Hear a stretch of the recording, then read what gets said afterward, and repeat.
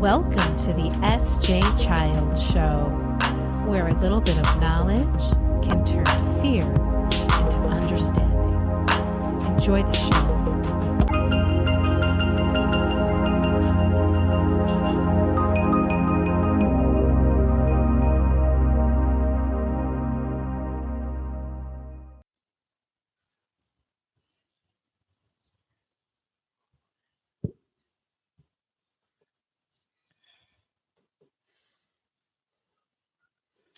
Okay, I think we're live in all the places we should be.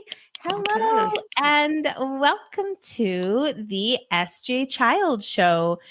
It is so nice to be here. Hopefully, everyone looks like we are having one little issue on Facebook, but we're on Instagram and YouTube, so we'll just go with that. Okay.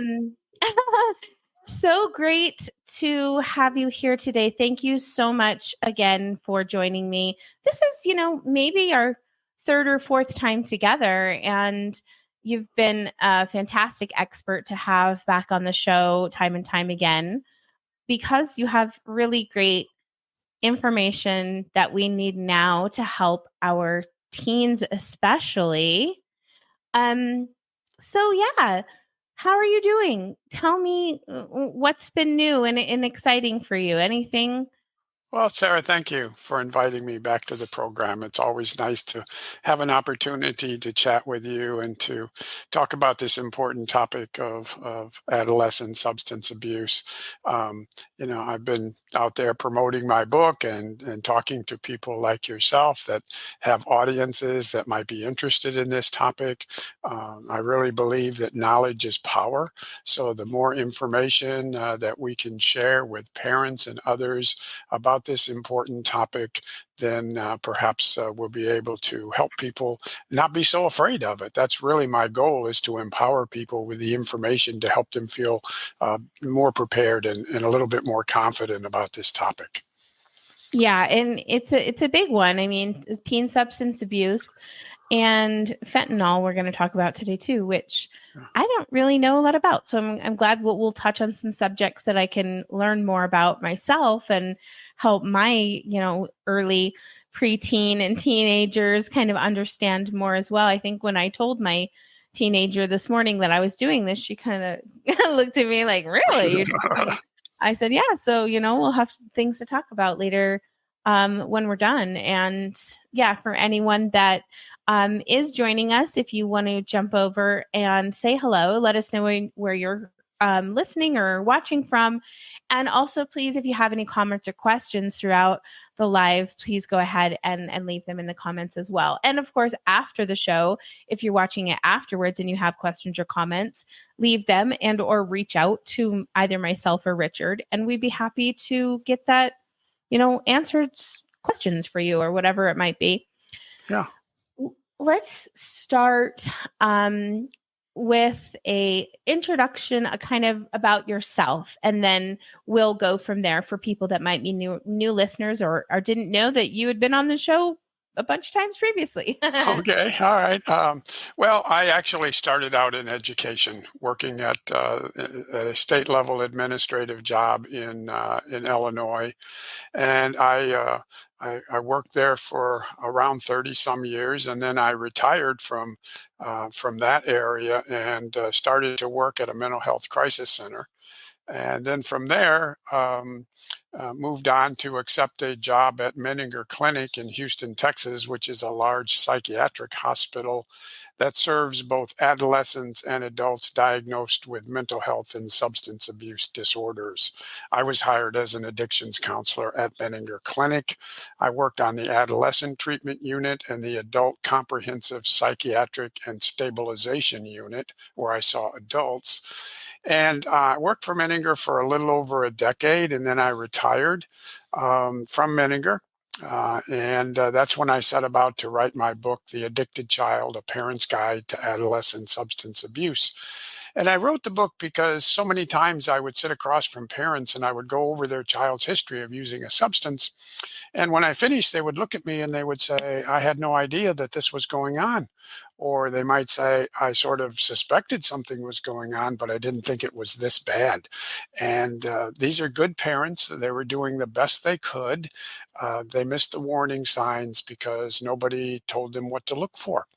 So that was the motivation to write my book, was to help parents know the warning signs, to know what to look for, what assessments they should get done if they think their child is using a substance, a little bit about the street drugs that are out there. Parents know about alcohol and marijuana, but they may not know about some of these other drugs that kids have access to. And then I wanted to include assessments that you might want to get done if you suspect your child is using a substance. What are the treatment options? And if your child has a treatment plan that is recommending a residential placement, how do you recognize what we know as an evidence-based treatment plan, and what questions should you ask a potential treatment program? So I packed all those into a book that's about 100 pages, and my plan was hopefully to help people be better informed and better prepared to deal with this issue in the event that they have to. We hope they don't, but if they do, we hope they feel a little bit more confident and prepared. Absolutely. And that's the best thing we can do as parents, is be a little bit more prepared. Yeah. And oftentimes, like you said, there's so many things that are new, or maybe weren't around when we were kids. And now there's, new things that are available to youth out there. And we need to stay diligent as parents to do our due diligence, basically, in going out there and finding out the information, talking to our kids. What is maybe, where should we start? Let's see. Let's talk about the last time you were on. We talked about how the pandemic had decreased numbers in a lot of areas. Yeah. How does that look now? Let's start there, and then we can kind of go into greater details about things. Yes, absolutely. We did notice that the data that came out of the pandemic year showed that adolescent substance abuse across the board was significantly reduced. And that made sense when you looked at it, because, kids were pulled away from their normal environments. Many of them were no longer attending school. They were being homeschooled. They were taking classes online. They weren't participating in extracurricular activities, and they weren't having as much time with their peers. So we saw across the board that adolescent substance abuse significantly declined during that year of the pandemic. Now, what happened since the pandemic, we now have research that shows that there has been a slight rebound in adolescent substance abuse since the pandemic. The numbers have come up slightly. They're not as high as they were before the pandemic, but they are moving back up. So we'll have to keep a close eye on it to see if these percentages of adolescent substance abuse, if they get back to where they were before the pandemic. We hope they don't, but we need to keep a close eye on it, because it does seem to be trending up on some of these substances. And what do you think? This might be kind of a general question, but what is the most impacted age group? There is no totally protected age group. I've seen some kids get involved with inhalants, for example, at very young ages. That's typically when we see inhalant uses, pre-teenage years. Fortunately, the numbers are not very high with that. I think the most vulnerable period of time is during the teenage years, especially the middle school years and the high school years. I think those are the more vulnerable periods of time, and that's a period of time that I think is a challenge for any teenager, and also it's a challenge for parents too. For sure. But I think if we were looking at a vulnerable period of time, it would be the years from middle school through high school. Absolutely. And that's such a hard, like you said, a hard time for parents, because we're really, and kids, they're really wanting their autonomy. They want to learn their independence. You have to let them have independence to be able to learn how to be independent. And I think that a lot of us as parents struggle with knowing where the boundaries lie with those types of Yeah. letting goes, and knowing maybe what are their circles of friends that they're hanging out, what type of environments are they going with their friends? Probably some good things to think about when, especially now that school is out and summer is just starting. What's kind of a good um, something for parents to look out for now that school's out and teens are on the loose? Well, I think in general, you just want to pay attention to any changes that you notice in your child. You know your child better than anyone. So, pay attention to any type of changes that you see, any type of behavioral changes, any type of routine changes that seem out of the ordinary. These can be simple signs like a child's behavior has become dramatically different. Perhaps the peers that they're hanging around with have changed, or they become very secretive about who they're hanging around with and very secretive about what they've been doing. So you want to pay attention to any changes that you notice in your child and be a little curious as to why those changes that you're seeing are occurring. They may be typically, adolescent behaviors that are very normal. I think the concern is when you start to see more and more of these changes in your child, and they tend to linger on and on and on. Then I think it's best to be a little curious about why you're seeing these changes in your child. Yeah. I love the word curious too, because that doesn't give rise to like accusation or you Yeah, should like place judgment or shame or any of those things. Be curious, ask questions, start discussions, talk about what do they know about these types of substances. And one thing I've always loved that you taught that we talked about in our very first episode was the best way to start kind of opening that discussion is to talk about the neuroscience of the brain yeah. with your child. Tell them about their brain and how it's working. Talk to us a little bit about that and how we open up that discussion. Well, I think that's an important way in which we can get a child's attention because my experience, especially working with teenagers, is it didn't do me any good to tell them that drugs are illegal or tell them that drugs were bad for them or tell them that if they continued using drugs, their grades would fall, they might not graduate or get into college or get a job. They didn't listen to any of that because they didn't believe it. But what I did notice captured their attention was when I turned the discussion to a neuroscience approach. In other words, when I talked to them about the brain. Kids are very curious. They want to learn things. And they were very curious about their brain. So I tried to steer the discussion to a neuroscience approach. And what I mean is that in a neuroscience approach, I wanted to teach them about the brain. I wanted to teach them simple things like our brains don't become fully developed until age 24 or 25. So it's very important that we protect our brain. I wanted to teach them that there are different areas of the brain that are responsible for helping us walk and talk and reason and think through things, just basic elementary things. I have a chart in my book, for example, that has a picture of the brain and what the different areas of the brain are responsible for. And then I have another chart that shows where marijuana attaches itself in the brain. Mm. So when I showed those two to the teenagers, they became very curious about it because they could see immediately how marijuana was working in their brain and what it was doing to the brain. And I think that that's a way in which we can capture a child's attention and have a road to begin discussions about adolescent substance abuse and the importance of protecting the brain.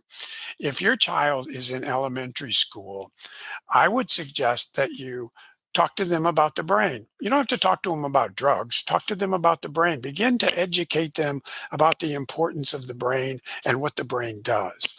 And then as they move into middle school, once they have this foundation of understanding the brain and how important it is, then you can introduce topics of how drugs work in the brain. And I think that approach might have a better impact on them than any discussion about how drugs are bad for them and how they shouldn't do drugs. Mm. I like that a lot because I think that, like you said, children are also curious. They do want to learn, Yeah. but they're not interested in hearing the you shouldn't do this and you shouldn't do that because of my experience or because of my knowledge. They want their own experiences. They want to know for themselves. Mhm. And I think that you're right about that. When you empower them with the knowledge of the health of their own bodies and brains, then it's more of a choice that they make for themselves. And I think that that empowers them in a way to be more concerned about it for themselves rather than say, oh, just something mom and dad said, something my teacher said, something Yeah. this, counselor said. But when they really can, think, okay, well, gosh, do I want this to affect my ability to play sports or, any of the number of things that can happen? Maybe those types of consequences learned on in their own mind and kind of worked out with problem solving on their own could also help navigate them and not going down those roads. I think you're right. I think enabling them to have the information and to understand the information allows them to feel as if they're in control and if they're making decisions. And the goal is for them to make the decision, not you as the parent.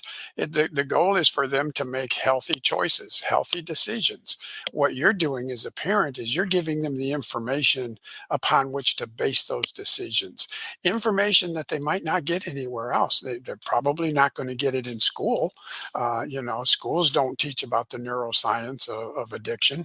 Um, so as a parent, it's an important role that you can take, and it doesn't require you to have a formal education in neuroscience or a degree in neuroscience, because it really is very basic stuff. We want to protect our brain does this and this and this, and you can keep it really simple but yet understandable for the child.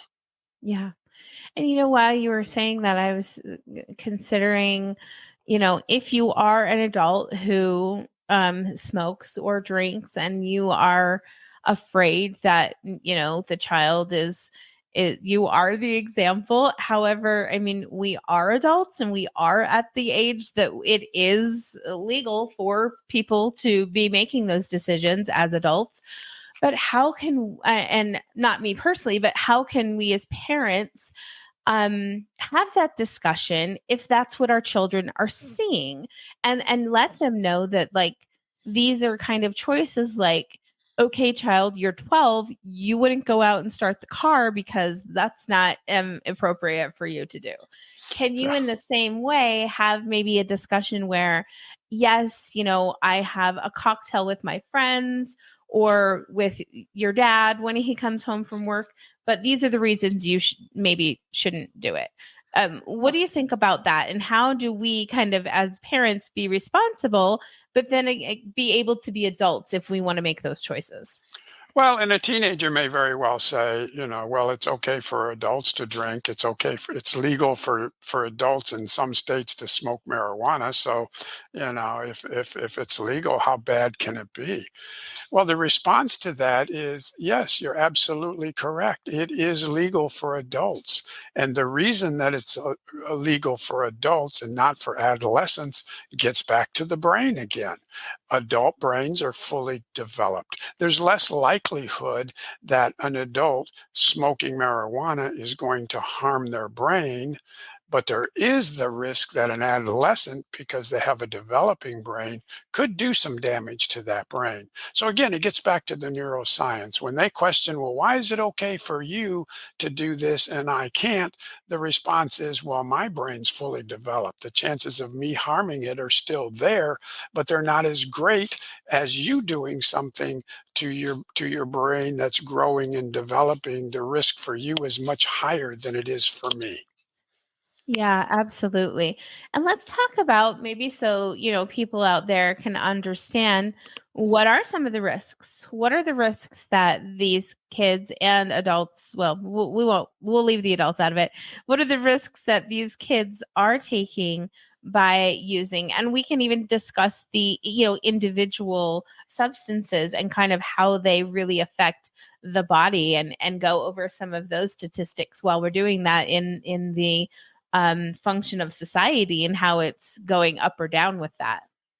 Well, all of these substances, whether we're talking about alcohol or we're talking about marijuana, or we're talking about the hardcore drugs like cocaine and meth and the rest of them, they all have the ability to distort how we comprehend, how we think, how we behave, and many times can lead us into engaging in risky or dangerous, even life-threatening behaviors, because they all impact our ability and our judgment to make sound decisions, rational decisions, and can become very dangerous for us. And then there is always the possibility that we could become reliant upon those drugs to function, and then it escalates and it gets out of control. We tend to see that more in the adult population than we do in the adolescent population, where adults will become dependent upon a substance, not so much in the adolescent population. But I have seen teenagers, for example, who are smoking marijuana on a fairly regular basis. When I see their psychological tests come back, I notice that in many cases, the processing speed of their brain is impacted. It's delayed. Their short-term memory is impaired, and their motivation is low. So some of these you might not readily see in an adolescent smoking marijuana. We uncover them through psychological testing, but it's just an indication that how these drugs are operating sort of underneath the surface to affect a teenager's brain, and sometimes do so in a way that can be very negative and sometimes have longer lasting impact on them. And yet the parent and the child's not even aware that these changes are occurring in the brain. Mm. So scary. Plus all the, other parts of the body that can be affected by these drugs. Oh, I yeah. know there's just so much that can be damaged. And, just like with alcohol, the moment a drop of alcohol enters your body, like it's toxic, it's poison, and it does exactly what it's supposed to do.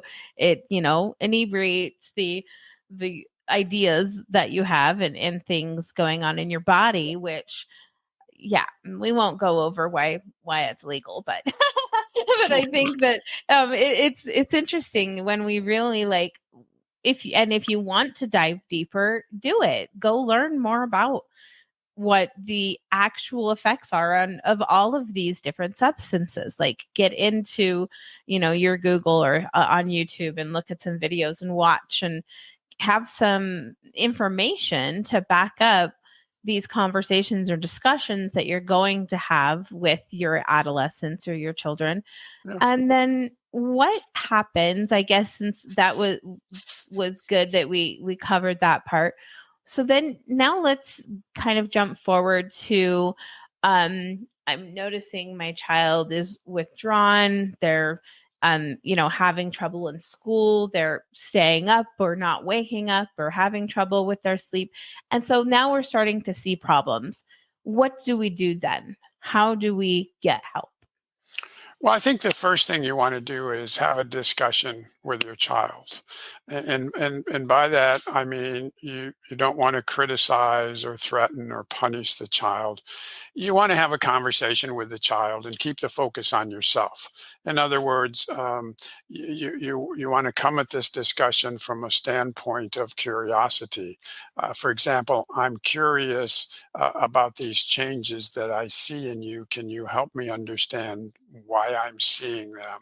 Or I'm concerned that you might be smoking marijuana and that frightens me. Can you help me understand I might be why I might be feeling that way? And see if that might open up some discussion with your child when you take the focus off of them and you put the focus on you and you start to share with them how you're feeling about certain behaviors that you're seeing from your child. Regardless of how that discussion goes, if you're still concerned as a parent, then I would recommend that the next thing you would do is get a psychological assessment done, so that you can rule in or rule out if there are any problems that perhaps warrant a treatment. It's always good to have a good psychological assessment done so that you can see if maybe your child is struggling with anxiety or depression or some type of trauma, maybe being bullied that you weren't aware of. And then rule in or rule out if there is a diagnosis. And if there is a diagnosis, then what's the best treatment for your child? Because every child is different and every treatment plan is different and unique. So you want to get a good assessment. You want to rule in or rule out if there is an issue that needs to be treated. And if there is, what's the best way to go about getting that treatment? Now, you can start your assessment by talking to your school counselor, your school psychologist, or your school social worker. Many of them are very capable at doing some of these assessments for you free of charge, hopefully. And, Mhm. um, and if not, they can refer you to professionals in the community that can get those assessments done. So I think one of the first things you might want to do if you are concerned is have a discussion with your child's school counselor or social worker or psychologist and just express your concerns to them and see what their next step is that they recommend. Absolutely. There's a little loss there. Yeah, I couldn't agree more. And if it's in the summertime, like it is now, Yeah, maybe reach out to your doctor or pediatrician, or right. maybe what about the local health departments? That seems like a place that maybe should hold some of those resources available to guide parents to Definitely, those types of definitely. Yeah. places. You, Great. if school's not in session, you still might call the school because some of the staff still Good. are working Good over the thinking. summer, Yeah. and see if they have somebody that is working, a counselor or a Yeah. psychologist or social worker. Chances are they may. And Yeah. then, if not, as you suggested, you could always give your pediatrician a call, and they can probably recommend somebody in the community that you can consult with as well. So there's a lot of options that you have as a parent. Absolutely. So, when treatment begins, say that you do, find out that your child needs some type of addiction treatment to help them overcome those types of things. What should you start to look at in your own environment at home to help make those changes with your child? Well, the first thing I would recommend is as a parent, make sure that you have a support system for yourself. Sometimes we forget the parent in all of this drama and all of this crisis, and the focus is on the child who's going through the struggle or having the issue. And we forget that the parent is struggling too. So, if you're a parent and you're confronted with this, my suggestion is make sure that you have a support system around you. Maybe it's family, maybe it's friends, maybe it's your church community, or maybe it's a community-based organization, a mental health association that offers support groups for parents, because you as a parent deserve to have support around you as well. And then depending on the type of treatment that your child may be involved in, because some kids will do very well in an outpatient program, Others will need an intensive outpatient program where maybe they're seeing somebody, several times a week or a couple of times a week. And then some children who have both what we call a mental health and a substance abuse diagnosis, a dual diagnosis.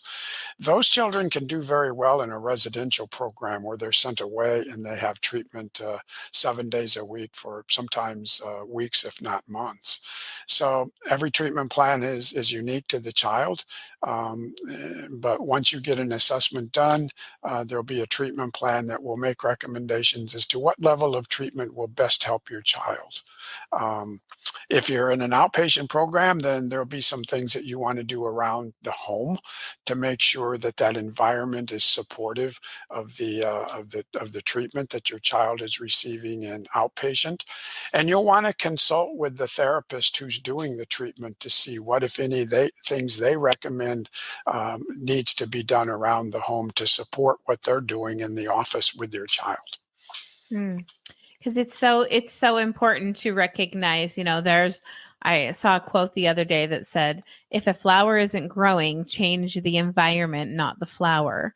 And I like that. We don't need to we need to help. Obviously, if a child is struggling, we want to help change their struggles, but we don't want to change that child particularly. We just want to help them make better choices for themselves. And we do that by educating them with information that they can make better choices for themselves. Because ultimately, we're not always going to be around, especially as our teens get older and they're in more communities or bigger peer groups, and there's more availability to them. Then we need them to just have a strong sense of values and understanding education behind them to make those choices. Yes, I agree. Our role is to help them to learn how to make healthy choices for themselves and to sort of mentor that as they grow up and to be examples of how to do that as well, as best we Yeah. can.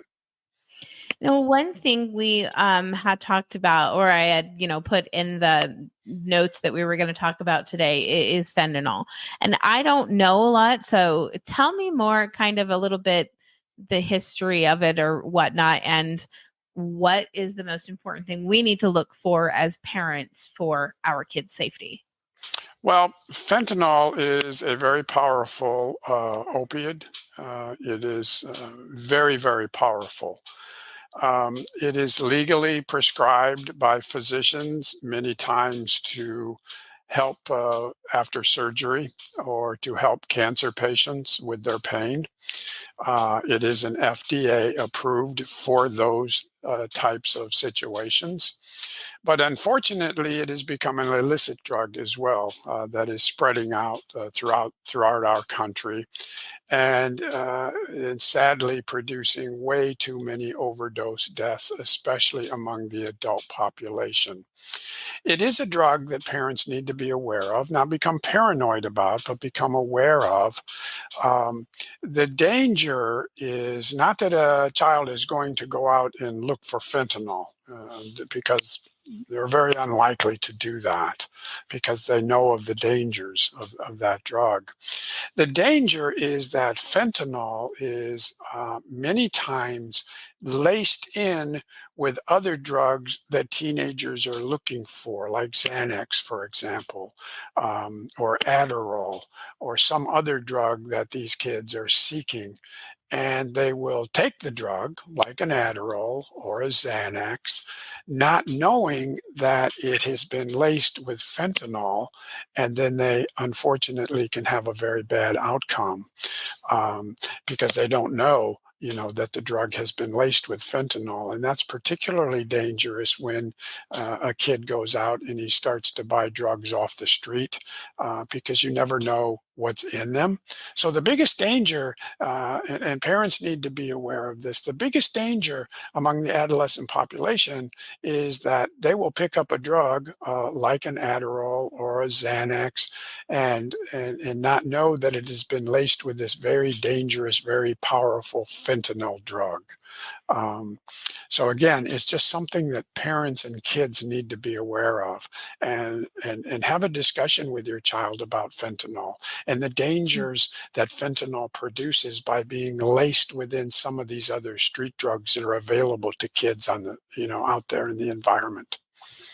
It's just unreal to believe that those types of things happen, in our societies. Yeah.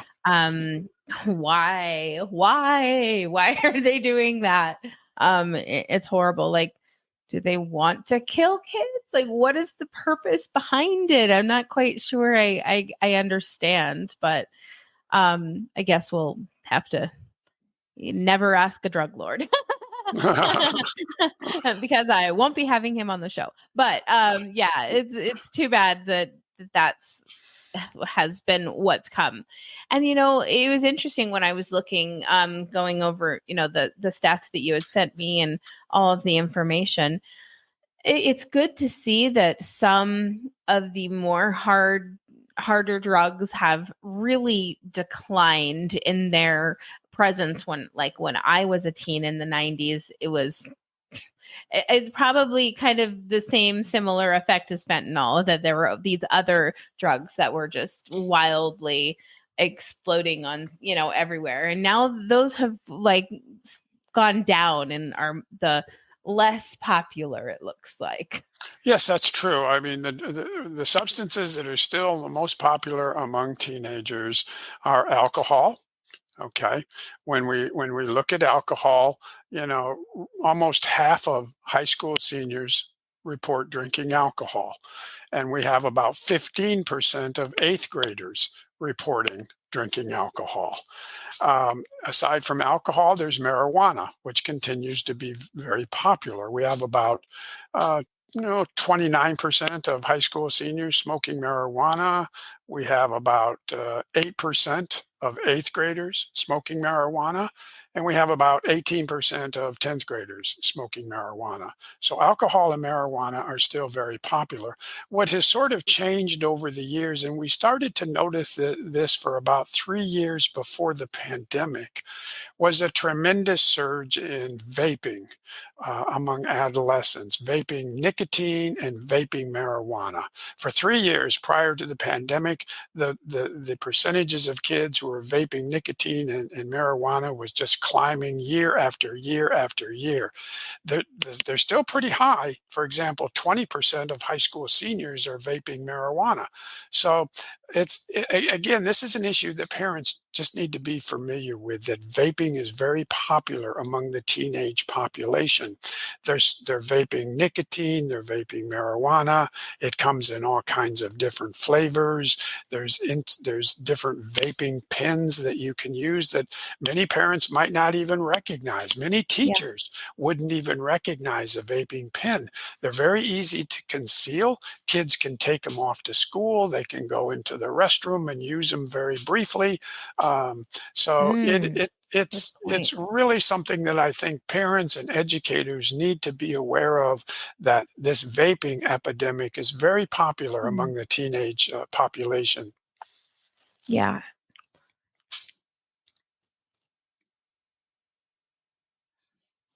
And I think that that's really important that you said that. We as parents need to, once again, do a little bit of research, bring up the different images so that you can be aware if you're doing laundry and you find something that you're not sure what it is in your kid's pocket, then you can be more, informed about that, and be able to breach those conversations, and maybe then talk about where it came from, and those types of things.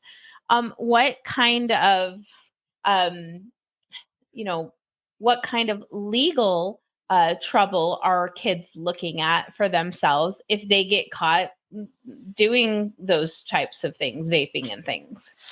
Well, if they get caught in school, there might be some academic consequences. There might be some suspensions or some other consequences as a result of being found in school with these substances or using them in school.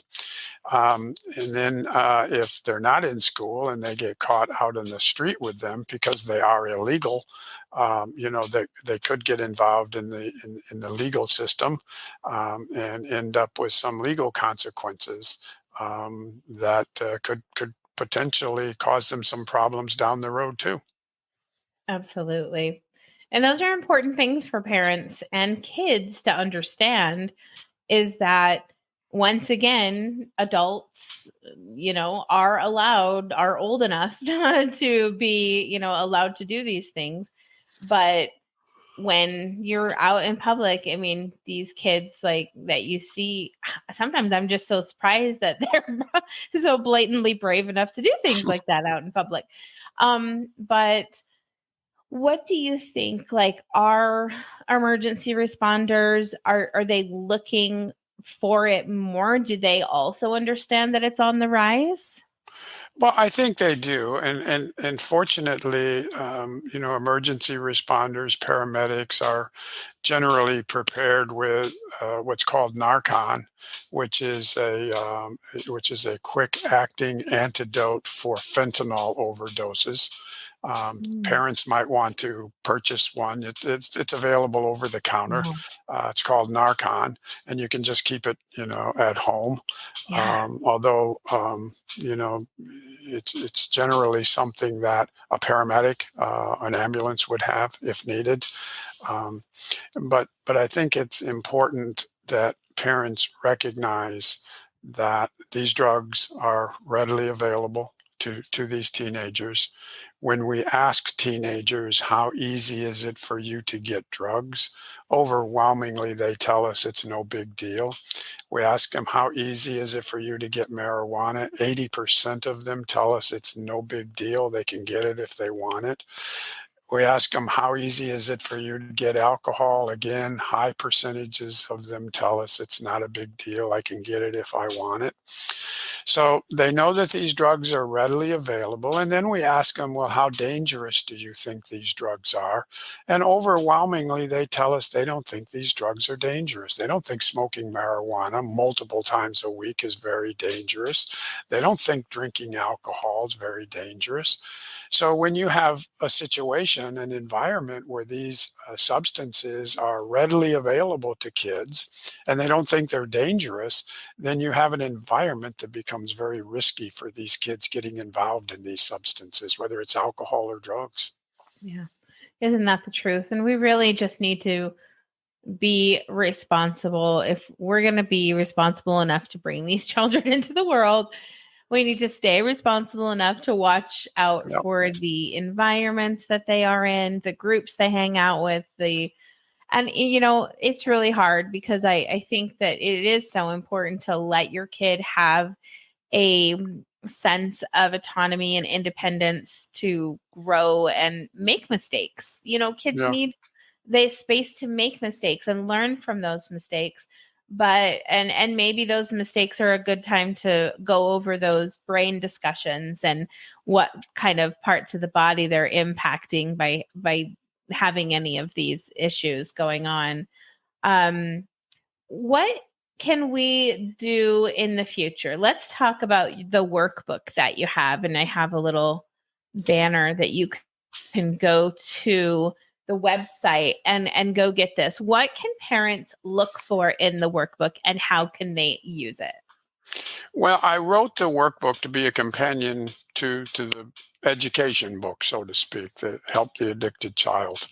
Um, the, um, the main book that has the material in it, The Addicted Child, A Parent's Guide to Adolescent Substance Abuse. But I wrote the workbook, and it's a very short workbook to be something that parents can use.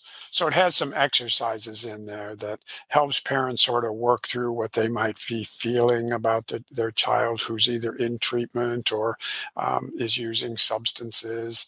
It has some exercises on how to help with anxiety because this can be really anxious times for parents.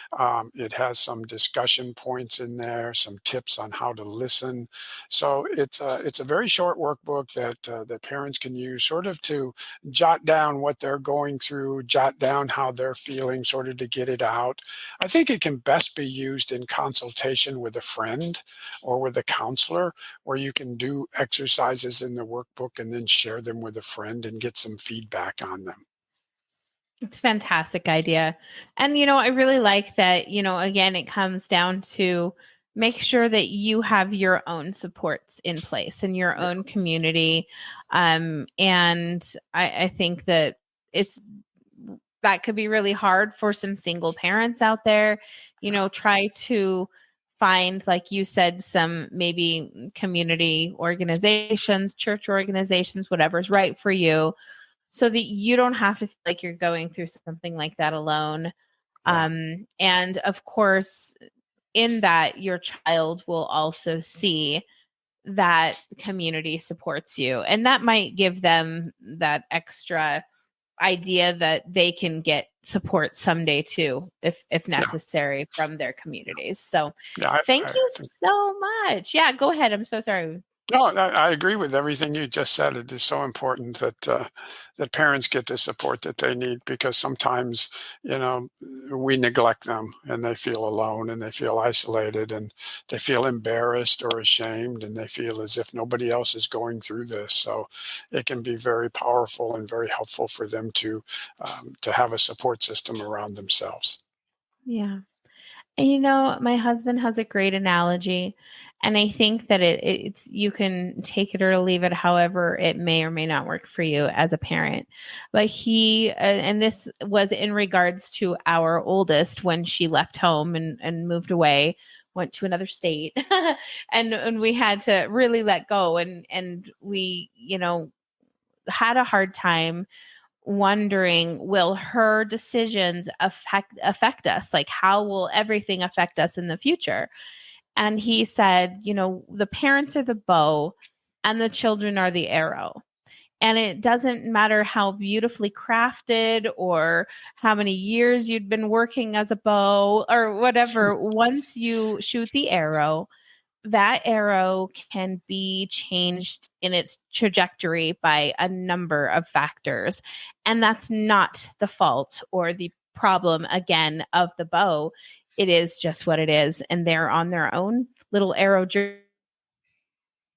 journey to Mhm. become their own bow someday. So Yeah, I that's very think true. that's kind of it just helped kind of relieve some of that, anxiety and pressure Yeah, and maybe expectations. And so, yeah, yeah, if you are going through that, it's been so nice to have you back on and talk about all of these things. And, it's unfortunate that the numbers are increasing. However, the pandemic, however, it was horrible that we all had to go through that. The fact that the numbers of substance abuse decreased is a great thing. So yeah.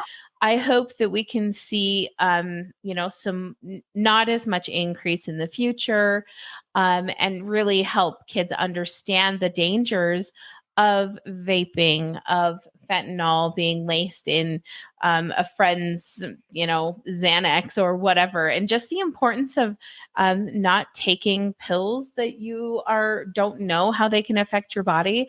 There's so many things that can go wrong in those scenarios, and it's so scary for kids that want to fit in with their peers, and we're in these situations where they think that they're making a good choice. Yeah. So yeah, just make sure you're there for them. Thank you so much again. Please go to helptheaddictedchild.com and get Richard's book, and also the free workbook. I shouldn't have said that. I don't know if it's free or not. Like, but go get the workbook, and really, really just helpful, valuable information to help you not feel so alone, isolated, confused, and give you some direction on how to help your kiddo if you have a feeling that they might be having some substance abuse issues. Yeah, thank you, and hopefully the book will help you as a parent feel a little bit more confident about this topic, perhaps a little less paranoid, and hopefully feel that if you have to deal with this, you hope you don't, but if you do have to deal with this after having had the book, feel as if you're more in control and more confident to be able to deal with it. And if you don't read the book, perhaps you'll run across somebody that you feel could benefit from it, and you can loan them your copy. Yeah, absolutely. No, that's always the best thing to, have a great book and be able to share it with a friend or family member Yeah. that could help them as well. So, Yep. of course, this will be running on my podcast as ASAP. So if you did miss it and you want to go back, you can, of course, watch the live stream again, probably. But if you want to go and listen to it in your car while you're driving or anything, head over to my podcast and you'll be able to pick it up there. There's also other episodes that Richard and I have done in the past. If you're interested in learning more about what we talked about and kind of discussing some more in-depth details about the book, go to some of our earlier discussions on the podcast. So thank you so much again. I love catching up with you. I'm so thankful for the work you're doing for the youth community. Thank you. Thank you, Sarah. It's been a pleasure to be with you. Thank you for inviting me back. Absolutely. And, just keep them coming. Next time you get those new statistics, send them out and we'll have you back on and we'll go over them again and keep everyone informed as possible. Thank you.